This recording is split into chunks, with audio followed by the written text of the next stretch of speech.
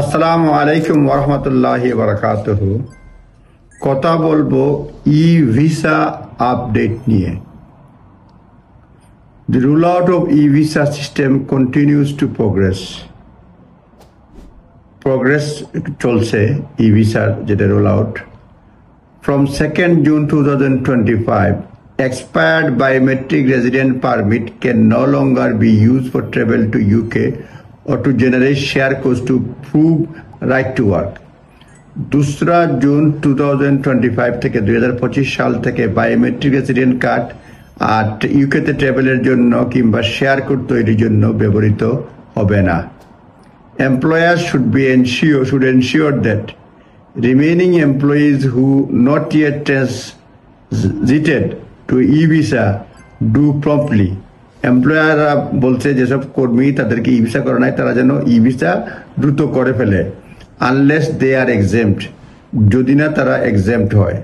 Holders of wet indefinite leave to remain stamp in passport for whom it is optional. যাদের wet ink indefinite leave to remain stamp আছে in passport তাদের জন্য optional. Next phase of roll out begins on 15 July 2025 অর্থাৎ আজকে থেকে next phase শুরু হচ্ছে। Targeting overseas applicants from this date some individual applying for skilled worker visa from outside UK will no longer receive a vignette in their passport.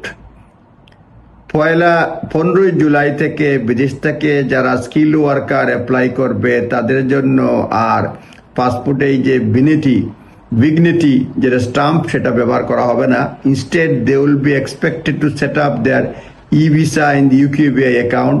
তাদেরকে e visa account খুলে তাদের ই visa account খুলতে হবে, set up their e visa in their UKVI account এটা করতে হবে before the travel to UK travel করার পূর্বে, to facilitate entry and also demonstrate right to work, যাতে তারা এন্ট্রি করতে পারে এবং রাইট টু ওয়ার্ক লেখা থাকে ডেমনস্ট্রেট করে। Some skill worker and dependent applicants will be continue to receive vignettes valid for 90 days। কিছু স্কিল ওয়ার্কার এবং তাদের ডিপেন্ডেন্ট এই স্টাম্প পাবে এবং যেটা 90 দিনের জন্য ভ্যালিড থাকবে। They should still be encourage to create UKVI account as soon as possible. তাদেরকেও বলা হচ্ছে যে তারা যেন ইউকেভিআই অ্যাকাউন্ট খোলে এবং ই ভিসা তারা ফ্যাসিলিটেট করে, নিজের জন্য নিজেই ক্রিয়েট করে অ্যাকাউন্ট খোলার পরে।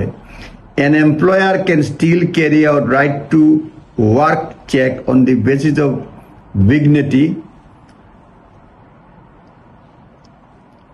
এমপ্লয়ার যারা রয়েছে স্টিল তারা রাইট টু ওয়ার্ক চেক করবে এই যে স্টাম্পের উপর ভিত্তি করে, but this will only be valid for 90 days। এটা কেবলমাত্র 90 দিন ভ্যালিড থাকবে। During which time they will need to set up their account. এই সময় তারা অ্যাকাউন্ট সেট আপ করবে, জেনারেট শেয়ার কোড ফর এর online right to work check to be carried out. Online right to work check carry out করার জন্য।